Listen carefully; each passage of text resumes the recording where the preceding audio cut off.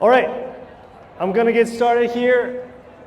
And what I wanna do, so everybody can get the most out of this little time together, I'll start with a 20-minute-ish presentation, and then we'll open it up to some questions so that I can directly help you with your personal situation. Okay, so my goal is that after this short presentation, you know exactly how you can use the bike erg to build your conditioning and build your engine for CrossFit, no matter what your goals are. And to make sure we can achieve this, I will share with you at the end 5 training sessions that you can implement starting on Monday so that you can already start getting better. So that we can turn your conditioning from this to this and build a broader base, a higher peak, and all around better conditioning, all in the service of CrossFit. Okay, we want to make you better at CrossFit. And this advice is going to help with 2 types of people primarily. One is those that train for themselves. Okay, so if you train for health or if you train for performance, you can apply what we're going to see today. And the second category of people is people that train others. So if you're a coach, if you're a gym owner, and you want to help your members, help your athletes build their fitness, you can use that advice as well. Even parents, if you want to make sure your kids start on the right track, you can also include that. No matter what your level is, this will apply today. And the way that I know these strategies work is because I've been lucky enough to apply those successfully for the last few years with the hundreds of CrossFitters that I've been able to coach, all the way from beginners to world-class athletes such as Claudia, who recently finished 12th at the 2024 CrossFit Games. But before we jump into this, allow me to introduce myself. My name's Sean. If my slides want to follow me.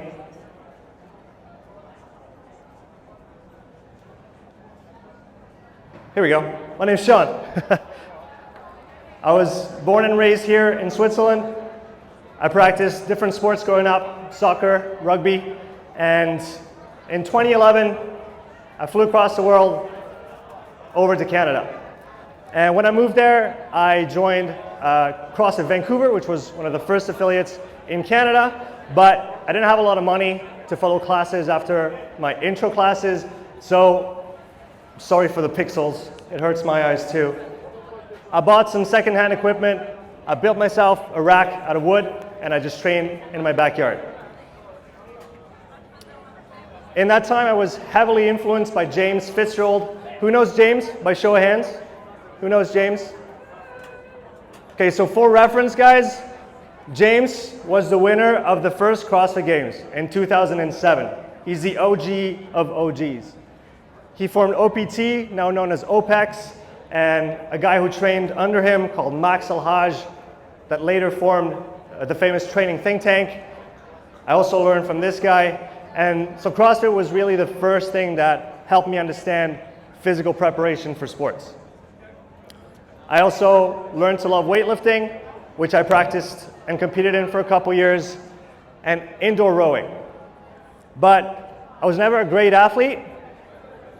However, I absolutely loved sports. And thanks to my wife, Lynn, I started coaching in 2013, and I haven't looked back since. Fast forward 5 years ago, after having done hundreds and hundreds of one-on-one coaching sessions, group coaching in Vancouver, we came back to Switzerland with my wife, Lynn, and our son, Avery, and this is when probably the most difficult part of my life started. So before coming to Switzerland, I felt invincible. I trained almost every day, really hard on the rower. I pulled a 621 over 2,000 meters in competition, and I was really pushing hard every day, really looking for my limits. And after we got back, I changed jobs, lots of stress, but I didn't change the way I was training. I just kept doing the same thing, and that was a big mistake. And that's when I injured my back pretty bad, to the point where for at least 3 years after that, I had daily chronic pain. Some days I couldn't get out of bed. And that really forced me to change the way I thought about conditioning, where I thought about training. Because I thought I understood conditioning. I thought I understood training. But once I got hurt, I realized that I was missing a lot of information. And if I wanted to coach elite CrossFitters and other athletes, I had to learn and correct my mistakes so I could become a better coach. So I just started digging. I started learning about endurance training. And to do that, I listened to podcasts, I watched webinars, I took online courses, and then I practiced. And that's actually the reason that I created my podcast, was so that I can interview experts, ask them my questions, so that I could build my understanding and really figure out how to improve conditioning, not only for CrossFit, but also for other sports. And to this day, I've recorded over 300 episodes with almost that sole focus in mind of trying to improve my understanding so I could be a better coach. I also started doing physiological testing, and I've been doing that for a few years now, and I've been lucky to test hundreds of competitors so that I could really understand what cardio was and how we could make it better. Again, always in the service of the sport itself. And since then, I've spent all my time applying everything that I've learned with my athletes, adapting those endurance principles to CrossFit. And what I want to do now is share those lessons with you, so hopefully you can also benefit from them and improve your conditioning and in turn, your CrossFit. Before we get to the 5 main points of today's talk, I want to say that for me so far, the bike erg, which you all enjoyed a few seconds ago on the floor, has been by far the best tool to build engine in CrossFit with my competitors. And there's 3 main reasons behind that.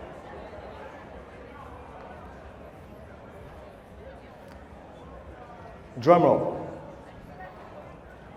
First reason, it's very low impact, which I find is important for something you're gonna add to your training because your sport is already pretty hard on the body, right? Your joints, your muscles take a beating in training every day, and if we can avoid adding extra structural load and structural fatigue, then it's all the better. The second reason is that there's virtually no technique to the bike. Yes, I know cyclists, you'll tell me that there's a way to bike better, but really, if you want to just start, sit on a bike and spin your legs, you can do that. You already do a lot of technical stuff, Olympic weightlifting, gymnastics, so that's one less thing that you have to learn technically. And then the third one is, contrary to what a lot of people think, it's actually a very complete conditioning tool.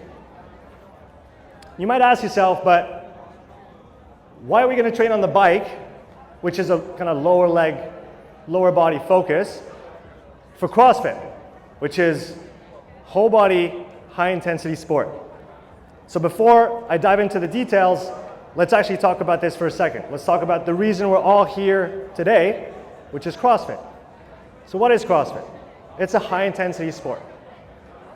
So if you want to be good at it, you need at least 3 things. You need to be technically proficient in all the required movements. You need to be strong. And you also need really good cardio at high intensity. So let's break cardio down into its component pieces for a second. So I'm going to need you guys now. According to you, what do you need inside your body? What are the elements, the components, the systems that you need to push, to develop if you want to have good cardio? One of them is in the name, so it's kind of easy. The heart. Okay, yes. We want a big, strong heart so that we can push oxygen, blood through the body and feed the muscle. That's one. I want 2 more. What else? Le? Yes. You want lots of red blood cells and you want to transport oxygen from the lungs, where it gets the oxygen put into it, all the way to the muscle. On the way, you also want the biggest highway possible. Okay, think of your blood vessels as roads or as a highway. So if you only have 1 lane, you can only have 1 car going at a time. But if you have 5, you can have 5 going at the same time. And again, what do we want? We want as much oxygen as possible to the muscle at all times. And for this, the body adapts, and it's going to allow its vessels to grow bigger and to open up when the need for oxygen is high so that we can get more red blood cells across. And the third thing you want is muscles that are efficient, that can take the oxygen in and use it. And this is the key to everything that we're going to talk about. And although the bike erg isn't in many workouts, obviously except for the one that was just before my talk, you had to do this to me, guys. And it really isn't that specific to CrossFit if you think about it, right? The bike and then CrossFit. But what you have to understand is that the adaptations that come from training on the bike, those will help your CrossFit. And once you understand that, you can unlock a whole new area of training, a whole new way to build your engine that will directly impact your performance and your conditioning in CrossFit. So now let's look at those 5 ways you can use the bike erg in your training to build your engine for CrossFit. First, I'm going to walk you through each point one by one, and then at the end, I'm going to show you the exact sessions that you can use in your own training schedule. So let's start with this. We all know that work capacity is a very important concept in CrossFit. For me, work capacity can be defined not just as how much work you can do, but how much work you can do and recover from. Okay? That's one problem that I see a lot, is that sometimes your work capacity is just a little bit too low compared to the training you're trying to do. Because if you get to Wednesday and you're exhausted, then maybe you're biting off a little bit more than you can chew. And maybe your work capacity isn't high enough to absorb that amount of training that you're trying to perform. Because training is not just about making yourself tired, right? That's the easy part. Everybody can do that. The real challenge is to do the hard work, but then to recover from it so your body can adapt and then you can improve.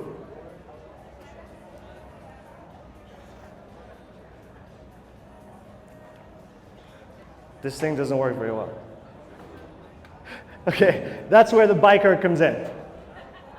So by adding some low intensity, some people call it zone 2, into your schedule, you will actually progressively increase your work capacity, which are going to do 2 things that you're going to really like. You're going to be able to train more, and you're going to be able to train harder. Everybody wants that, right? Want to train more and want to train harder. And I know that for a lot of you, easy is boring. Because we're used to the hard, we like the hard, so easy just doesn't cut it, right? But I can guarantee that, maybe not for everybody, but for some of you, it's the one thing that you can do to improve your fitness. Because it will build a broader base, and this in turn will help your CrossFit. That's the first way that you can include the bike erg in your training to improve your conditioning. Now let's think about a really short, intense workout. You know, it's a high stress that's imposed on the body, and that's fine, okay? You need that to get through that workout. This is how the body responds when you put stress onto it, which is okay. Okay, we shouldn't just be lying down in a corner all day. That's not what we meant to do. So this is good. The problem I see is in the recovery phase that comes after the hard effort. Most of the time, you finish your workout, you lay on the floor for a minute, maybe do a couple stretches, and then you leave.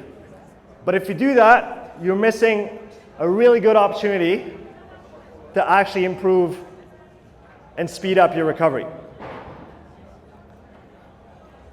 So next time you finish a hard session, just like some of the lucky competitors that had an empty floor after their heat did just before, sit on the bike and spin your legs for 15 to 20 minutes.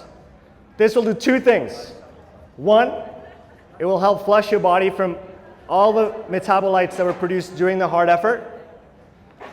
But maybe most importantly, the second thing is that it will help your nervous system calm down so that you can start your recovery faster. We want to go from high stress to low stress, sympathetic to parasympathetic, fight or flight, rest and digest. And this is extremely important because, again, everything is about how much you can recover from, not just how much you do. And this will help you recover from more. And that's especially important if you train later in the day, maybe close to bedtime. Okay? Because a high stress situation is not a good thing to go to sleep. And we all know how important sleep is, both for your health and for your performance. Now let's move to the third way you can use the bike to improve your conditioning. So we saw that you can use it after your training session, but we can flip it, and you can put it before your training session. You can actually improve your warm-up, which, as you know, will improve the quality of your training. Think of it as a buy-in for your training session. It's especially interesting in the winter when it's colder and it takes the body a little bit longer to warm up. You can do 10 to 20 minutes just of easy riding before you even start your specific warm-up, regardless of what you do after. So you could do that before weightlifting, before gymnastics, or before CrossFit. Another upside is that it's going to increase blood flow and heat, and both those things will make your session better. It will allow you to push harder in your training session and have better quality because your body is ready to do the work. With better warm-ups, you get better training, and with better training, you get better results. So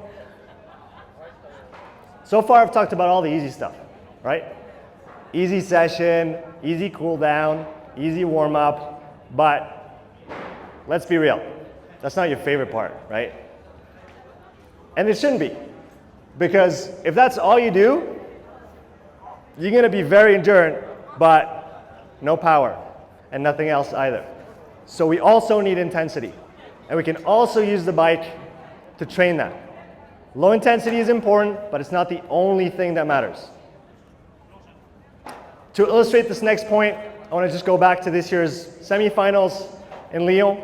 So Claudia qualifies for the games, takes a couple weeks off, and then we have a call with the team to plan the next few weeks of training up to the games. And the first thing she says is training camp. So a little backstory on this.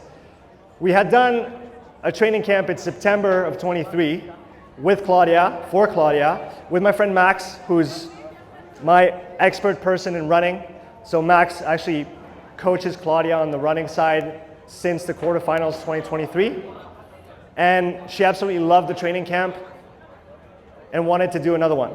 So we thought, hey, let's plan a camp to prep for the games. And Claudia decided to invite a few friends. So Max and I had to decide what sessions we were going to plan for those 3 days of training with those games athletes or athletes prepping for the games. And we had to figure out what are the best sessions that we can include over those 3 days. So we had essentially 6 training slots, morning and afternoon. What can we do with those athletes to help them be ready for the games? So we started on Monday morning with some technique work on the track with Max. Pretty easy session.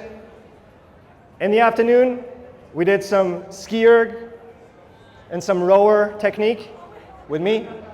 They also did a little workout afterwards on the rower and the ski.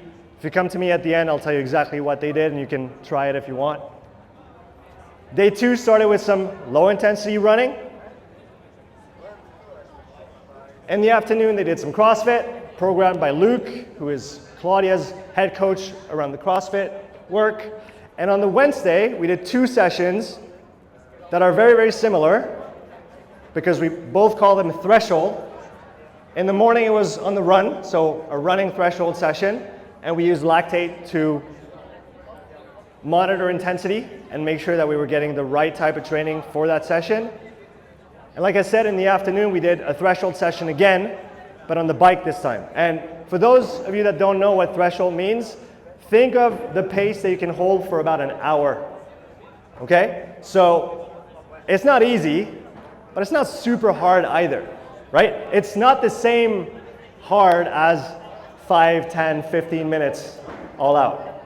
But it's hard enough that the legs are stinging, the breathing is heavy, but everything is controlled. So we do those 2 threshold sessions on the 3rd day, and to my big surprise, almost unanimously, the 3rd day was the favorite day for all those games athletes. They said the threshold sessions were the most interesting to us. We didn't anticipate that with Max, but there's definitely one aspect that I'll tell you about that I think is the reason behind this. But again, why that intensity? It's not the same intensity that you hold on a workout in a competition, right? Again, this is 5, 10, 15, sometimes 20.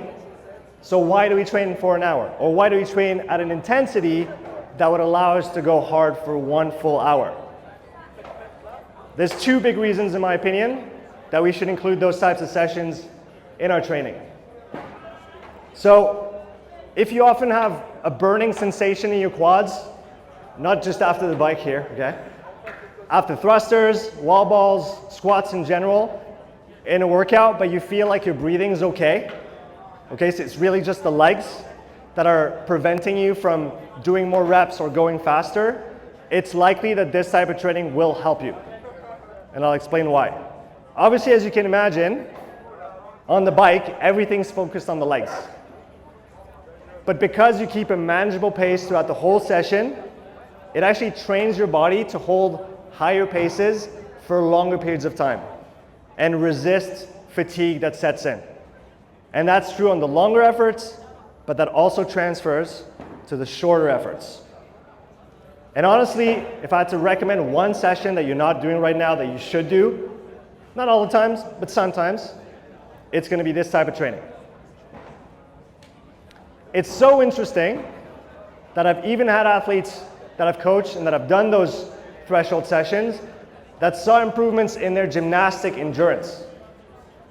Think about this. Lower body, medium intensity, upper body, improvement in endurance. Because again, the intensity is not specific to CrossFit. The modality of the bike is not specific to gymnastics. But the adaptations that happen as a result of the session will help everything else. If we take a short detour for those who like physiology, anything that will help your body transport and utilize oxygen better is good news for your conditioning. It's that simple. And that's only the first reason why you should include those sessions in your training. The second one has to do with something that a lot of people have a hard time to do in 2024.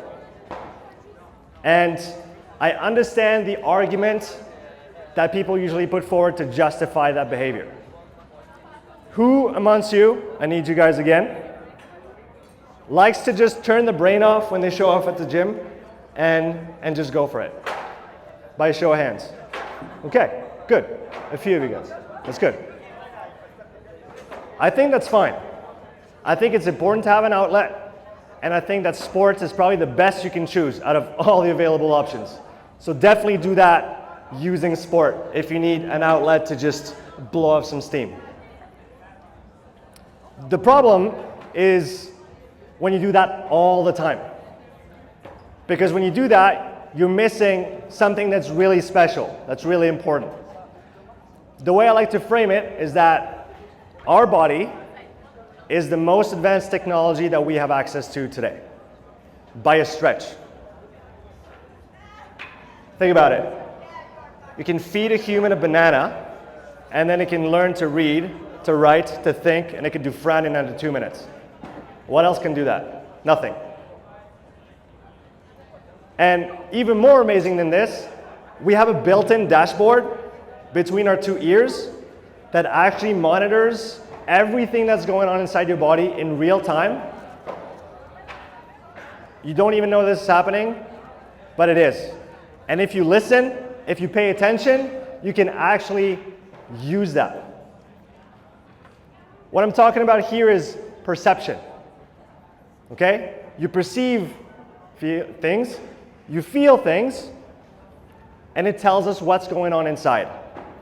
And circling back to the threshold session I was talking to you about a second ago, this is probably the best tool that you can use to connect with your sensation in training and just refine that perception so that you can better use it. And where it's very important is in pacing. And you guys know how important it is to pace a workout. If it's 3 minutes or under, sure, just send it. If it's more than this, you just can't go out all out. And the better you are at managing your efforts, the better you'll be in your training, and the better you'll be in competition as well. Obviously, if you've never asked yourself, okay, how hard is it right now? And you only have 0 and 10, it's going to take some time to find the 5, and then maybe the 7.5, and then everything in between. It's just like any other skill, right? If you're new to CrossFit, you've never done a clean and jerk, it's going to take a second.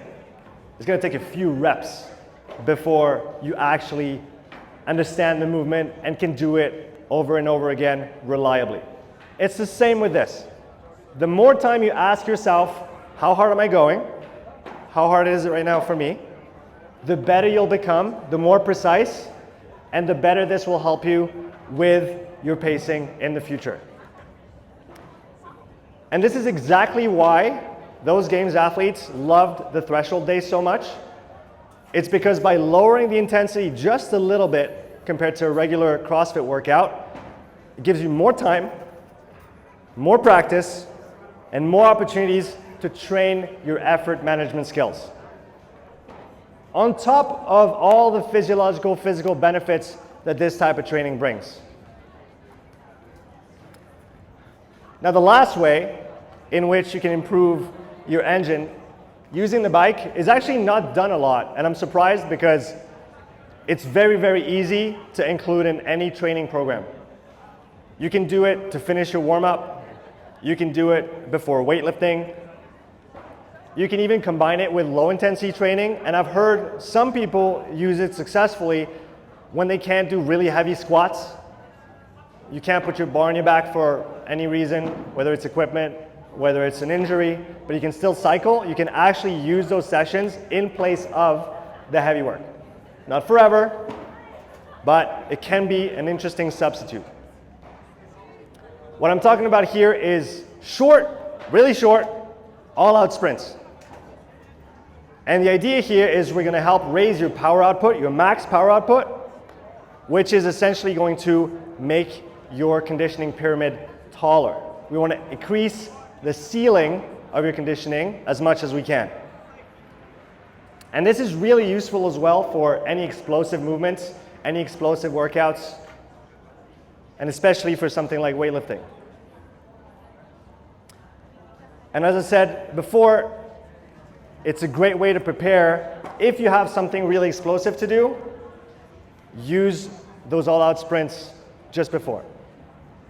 So, with this advice, you'll be able to broaden your conditioning base to increase your work capacity and your recovery. We will raise the ceiling of your conditioning by improving your peak power output. And we will increase your overall endurance and performance with threshold training. Again, all of this to make your CrossFit better. The goal is that at the end, your CrossFit, the training, the competition gets better. Now, as I promised, I'm going to show you those 5 sessions that you can start using. Maybe not tomorrow if you're already or still competing, but Monday, to start improving your routine. So the first option, low intensity training. 45 to 60 minutes, RPE 2 to 3. So RPE stands for rating of perceived exertion, so it's how hard it is. Back to what I was saying before, learn what that feels like. Essentially 2 to 3 is no burning in the legs, no difficulty breathing. You can do that for an extended period of time with no fatigue. And that's one of the benefits of one of those sessions. It helps your conditioning, but it doesn't tax your recovery, and you can train hard the next day, no problem. 2 to 3 out of 10, once to twice a week. If we talk about the cool down, 15 to 20 minutes. If you don't have that much, 10 is better than nothing. 1 to 2 out of 10. And you can do that multiple times a week. So think about it. If you don't want to add a training session, but you hang out at the gym for 20 minutes after your workout anyway, so you might as well sit on the bike and spin for 20. And at the end of the week, that's an extra hour that you moved. It's not hard. It's not taxing. You can still talk with your buddies. And it will help your recovery and your fitness.